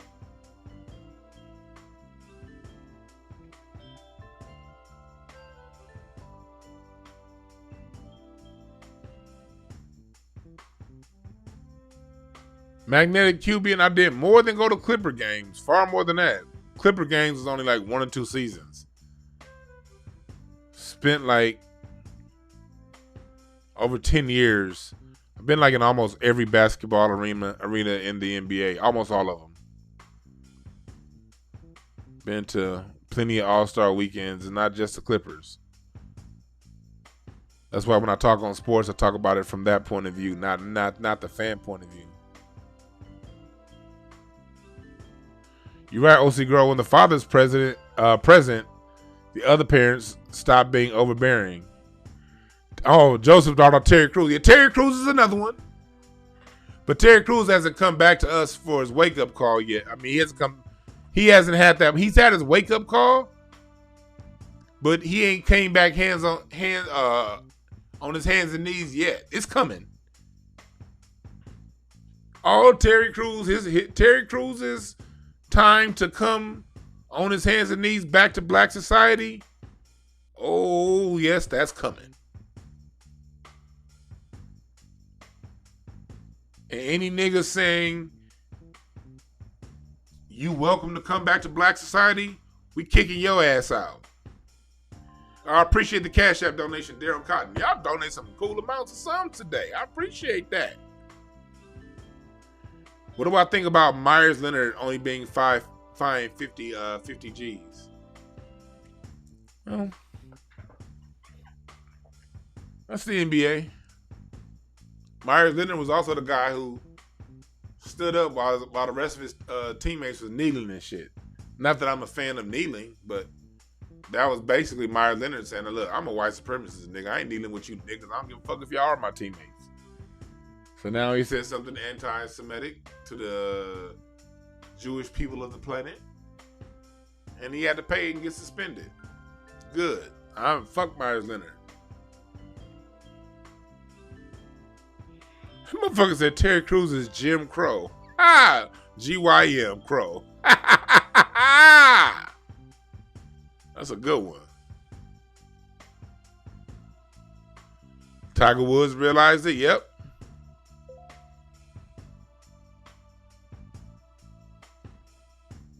Yeah. Papa John's talking about Shaq's another one that Shaq and that Papa John. Shaq's another one that he be out there with it. When Shaq gets his Negro wake up call, I'm not gonna have much to say to defend Shaq. His is coming too.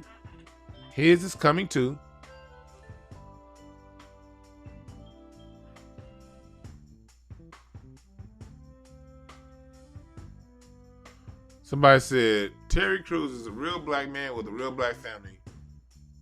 Wouldn't say shit to his face. Seen him help young black men with their college tuition. Dwayne Isaacs, I'm not that easily bought off. Hell, Rhodes, the Cecil Rhodes Scholarship, the Rhodes Foundation is giving plenty of scholarship to black people. Am I gonna say, hey, that Rhodes Scholarship now, that's helped a lot of black people. I'm gonna ignore those 50 million black people that King Leopold had killed for them diamond mines that the Cecil Rhodes Scholarship got his money from. He helped black folks. Forget that diamond mine and all them niggas he killed to get the money. He helped us. Just because one black person put 2 niggas in college, no, that don't stop me. I'm not that cheap. Can't buy me off that cheap. Okay, helped a couple black people do college. But Terry Crews also was a champion on that black men need to stop being toxic masculinity. How many black people had to deal with the consequences of his words, him co-signing white supremacist talking points? How many brothers got extended time in jail? How many he's helping push an agenda that targets us?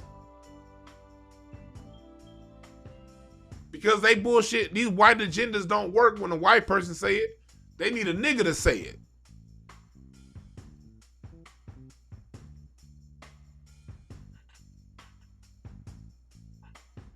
Terry Crews don't miss a moment to shit on black people.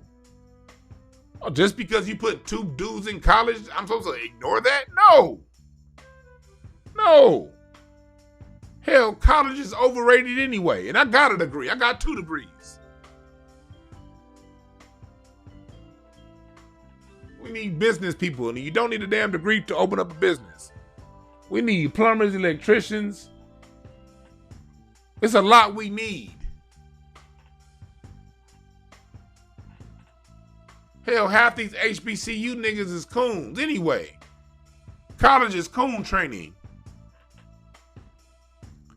I appreciate the cash app, Miss Shawnee. I appreciate that. Ties for the building fund. I appreciate that.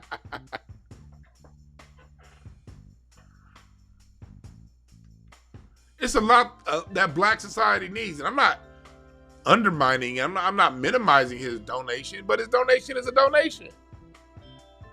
Cool. You know how many anti-black people would donate to an HBCU?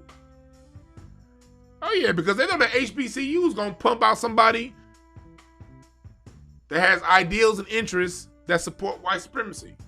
I know this because I remember saying that shit when I went to college. Anytime I wrote and did a project or a debate or a speech or anything pro-black, I always got my lowest grades.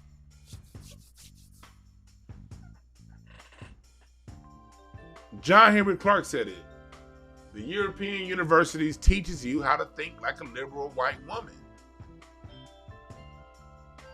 So again, I'm not here shitting on black colleges. I'm not here, saying, okay, yeah, he shouldn't have done that. But what I'm saying is no, you're not going to buy me off because you put a couple black people through college. No.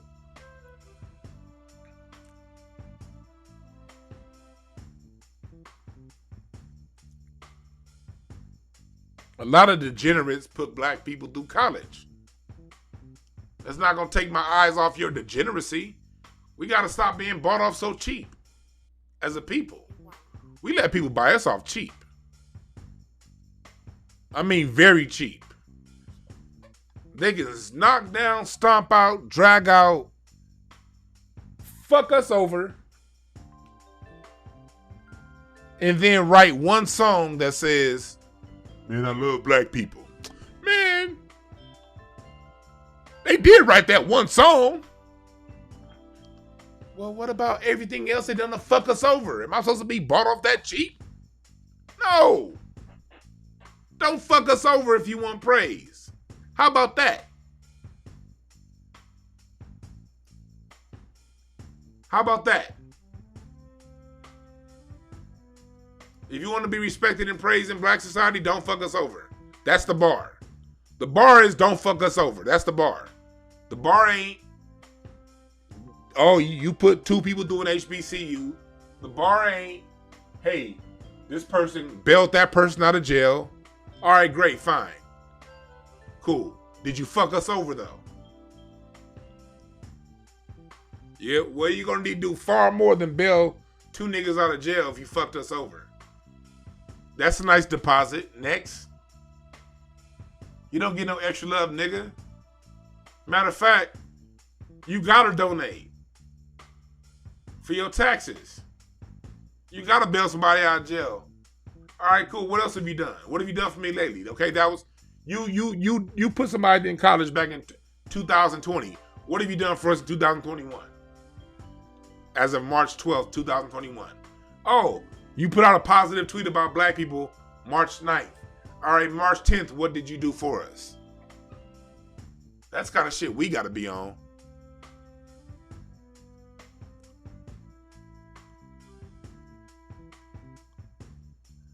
Because the reason why I say that, because I put up a post where it was talking about Jay-Z before, right?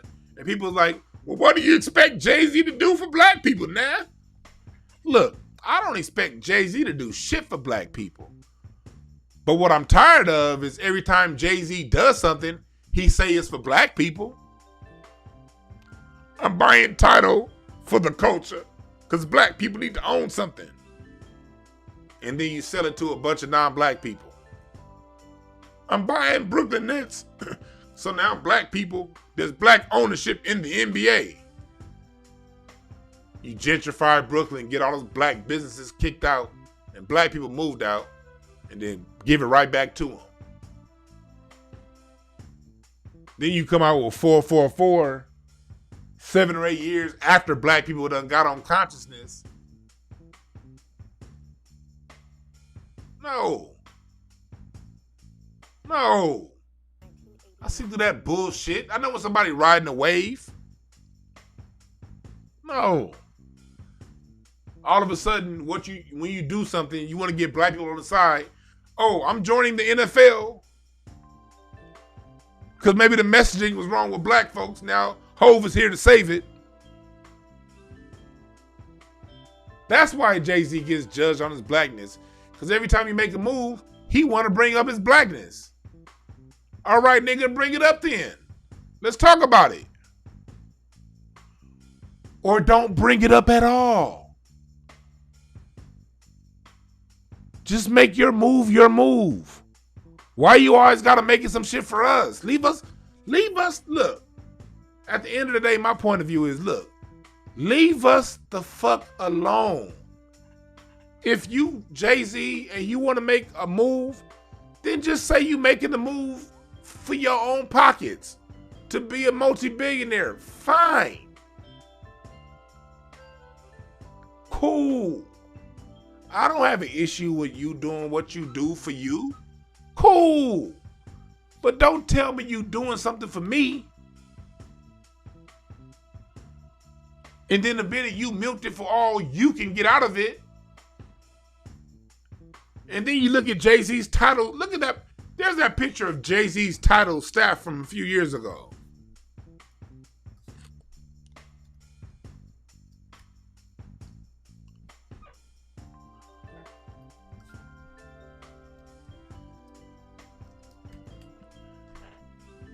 he has like a chick that's like that used to work for the FBI, running title, like his second in command.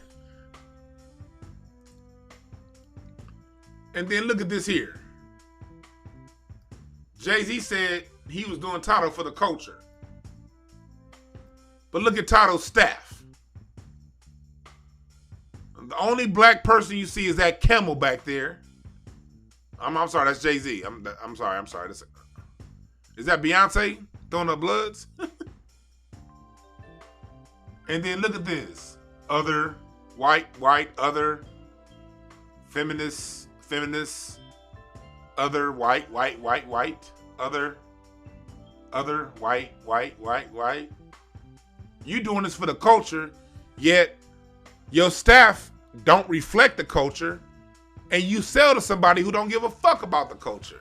But when you bought it, it was about the culture. This the shit we gotta stop allowing.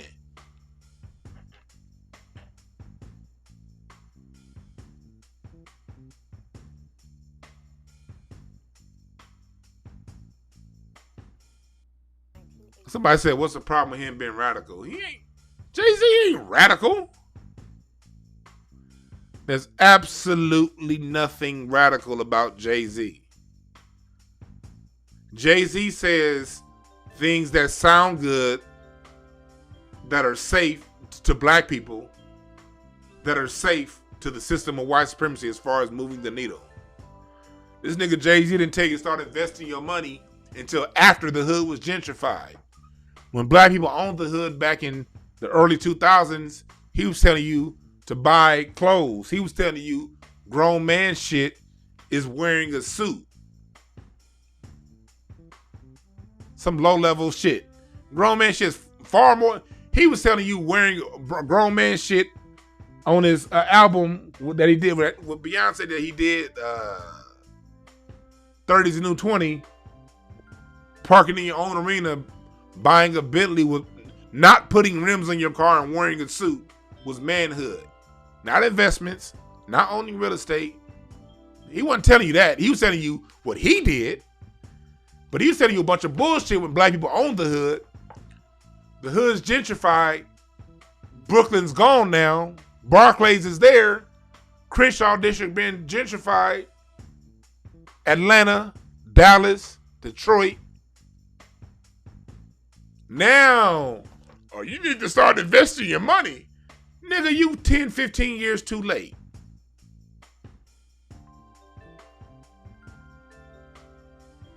Status chasing motherfucker. You're right. Jay is kind of like Shaq at Papa John's. Black folks have Papa John's on the ropes, and Shaq come, I'll invest in it. I'll take it. I'll do it. And the Negroes will eat at Papa John's because of me.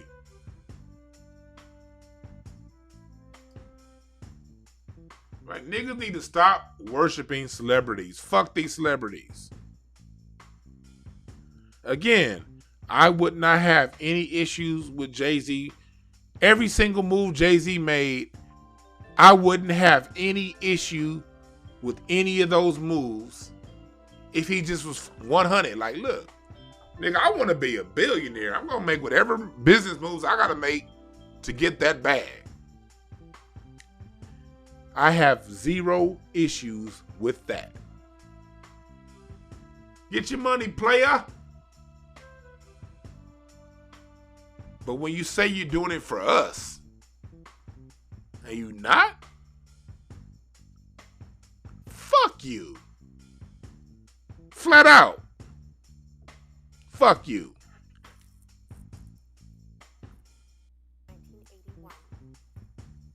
Don't piss on me and tell me it's rain.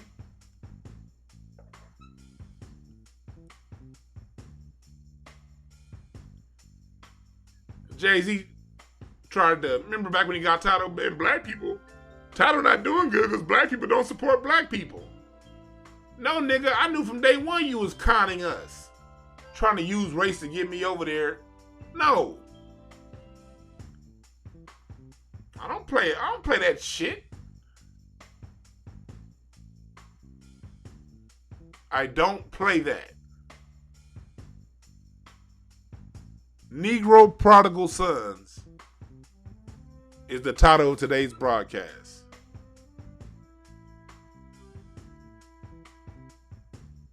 Question is, do we take them back or do we leave them be? My vote is to leave them be and focus and love those who love us and treat us right when it's not the popular thing to do. Give love, attention, honor, and respect to those who do right by us when it's not the current news of the day. We got a lot, as black people, we got a lot of people who love us. We have a lot of for real legends, black people. Don't celebrate these false pseudo stars that white society pump up and prop up. Fuck them. We have to give love and honor to Dick Gregory, to Malcolm X, to Paul Robeson, to A. Philip Randolph. We have so many legends we don't even think about and talk about. Do we even know who A. Philip Randolph is? A. Philip Randolph is probably the most important black person to the black middle class in black American history. He founded the Pullman Porters Union. A. Philip Randolph was the person that went and told Roosevelt that he'll have a million Negroes march on Washington, if not included in the defense industry jobs, because during World War II, black people couldn't work at Raytheon, at Boeing, in these jobs that built defense industry products that paid good, that paid a middle class salary. It was A. Philip Randolph who got the president to desegregate those jobs, which basically built the black middle class. The same A. Philip Randolph who organized the March on Washington that Dr. King spoke at. We don't even honor him. But niggas are getting to a knockdown, drag-off fight over J fucking Z.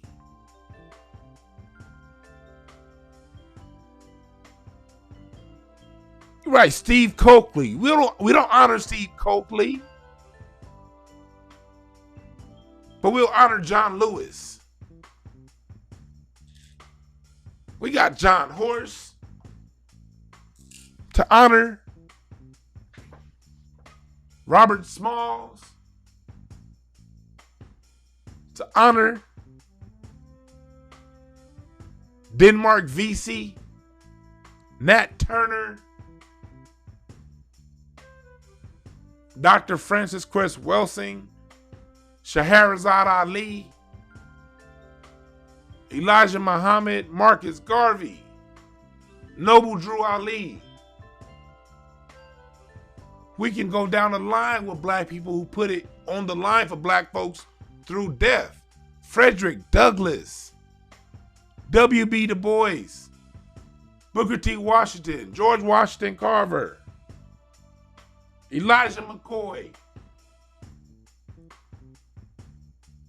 George Clinton gave us funk, James Brown, Michael Jackson,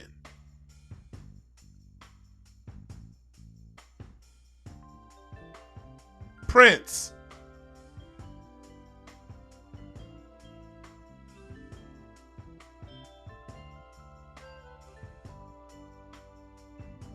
Barry White, Billie Holiday,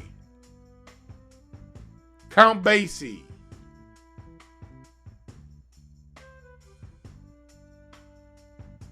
we can go down a list of heroes we can honor. Neely Fuller, Dr. John Henry Clark, Dr. Ben, Dr. Ivan Van Sertima. We got a long, black folks, we got some catching up to do as far as people we have to honor. We got a lot of motherfuckers to honor.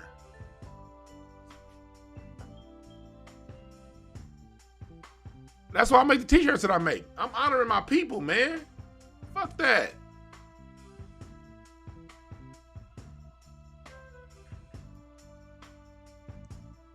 Honoring my folks. Muhammad Ali, you right.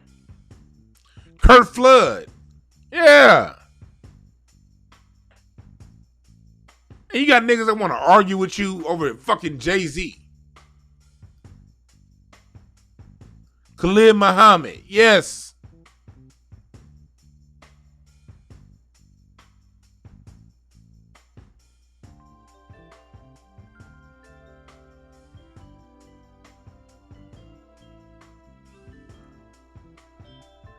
We got some dope people to honor.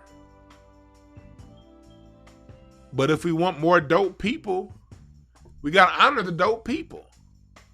If we want less coons, we got to say fuck them and not give them any honor. Yeah, Nina Simone.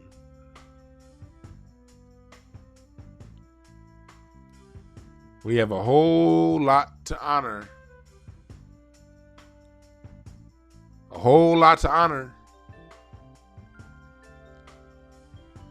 My book, No Time to Waste, a self-motivation guidebook, coming to you soon, along with my webinar on the book, how to get the most out of it.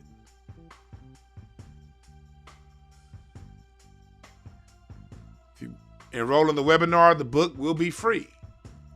If you don't want the webinar, then just buy the book. I have both available to you soon. My new podcast, Incense and Ashtrays, will be exclusively on Mixcloud and Spotify.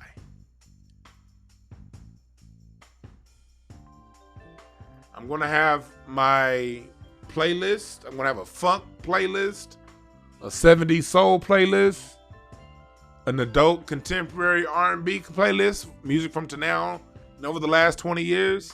And I'm also going to have a playlist on jazz. And I will be having episodes where I DJ live. Well, not live. They're gonna be pre-recorded and put up because I don't think you can go live yet on Spotify. When Spotify allows you to go live, I will be going live, but right now you can't.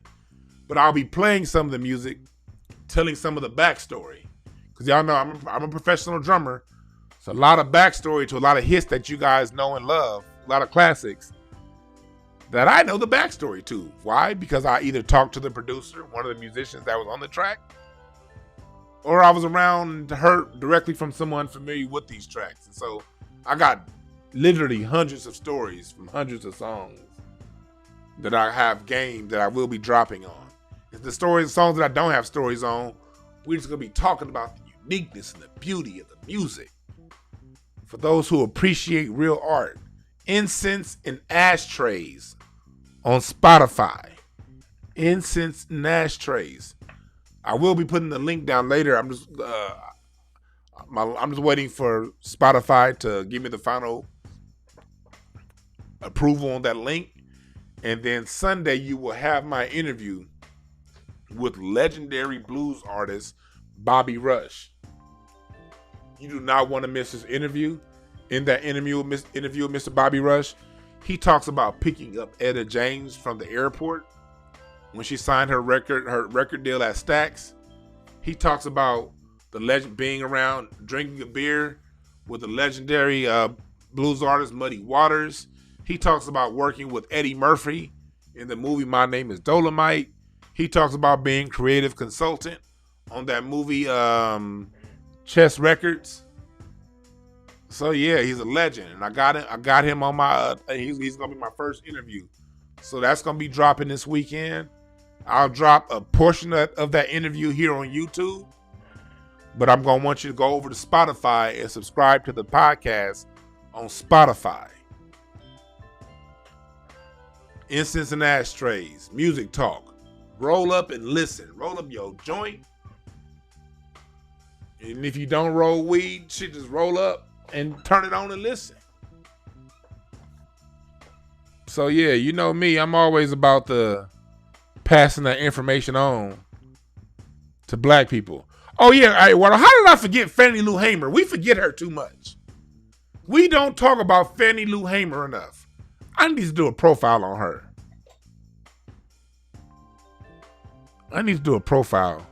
You're right, Bobby Rush is the original Uncle Luke. He in his 70s and he still got women, 80s now. And he still have women in bikinis dancing on stage. So yeah, I talked to the man himself in that interview. And then again, for those who want to vibe out to the classics, to the dope shit from the 70s, 60s, and 80s, fuck with me on Incense and Ashtrays. Incense in Ashtrays. Let me see if I still got it up here. Oh yeah, there it is. Here it is. This is the logo. This is the logo that you'll see when you're on Spotify. Spell it just how I have it spelled right here. Incense in Ashtrays. Roll up and listen. Music talk for your ass. Yeah, that movie Cadillac Records is dope. Bobby Rush talks about being a creative consultant on that movie in my interview I had with him.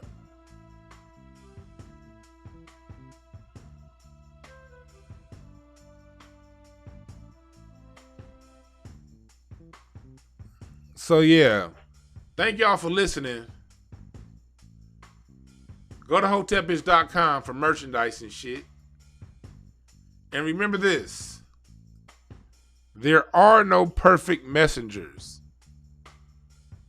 Only perfect messages for those who are willing to listen.